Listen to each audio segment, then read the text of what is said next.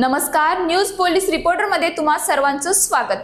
प्रत्येकाच्या आयुष्यात प्रेम असतं, काही याला अपवाद असतील, पण हे प्रेम त्याला शेवटपर्यंत मिळतच असं नाही। काही लोकांना लग्नानंतर प्रेम विसरावं लागतं, पण काही लोक ते अजिबात विसरत नाही। असंच काहीसं या घटनेत घडलं आहे।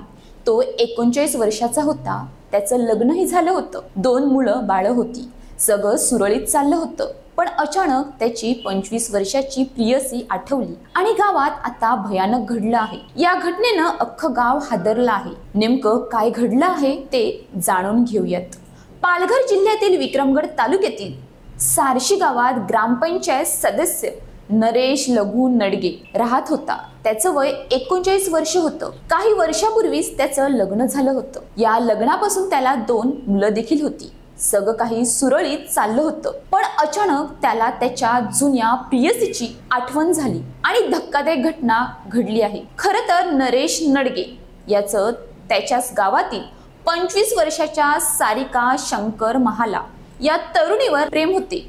दोघांना एकमेकांशी लग्न देखील करायचं होतं, पण कुटुंबाचा या लग्नाला विरोध होता। या विरोधापायी नरेश नडगे यांचं 2 वर्षापूर्वीच लग्न झालं होतं। या लग्नापासून त्यांना 2 मुलं होती। खरं तर हे लग्न झाल्यानंतर नरेशनं आपलं लहानपणीचं प्रेम विसरणं अपेक्षित होतं, पण नरेश काय लहानपणीचं प्रेम विसरता आलं नाही। तसेच त्याच्या मनात कुटुंबियांनी लग्नाला केलेल्या विरोधाचा प्रचंड राग होता। या रागातून आता त्यांनी प्रियसी सोबत मिळून टोकाचे पाऊल उचलले आहे।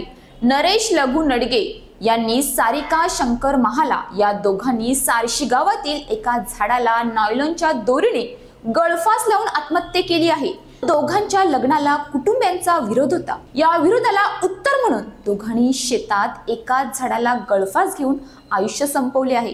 या घटनेनं नडगे आणि महाला कुटुंबियावर शोककळा पसरली आहे। तसेच या घटनेनं परिसरात हळहळ व्यक्त होत आहे।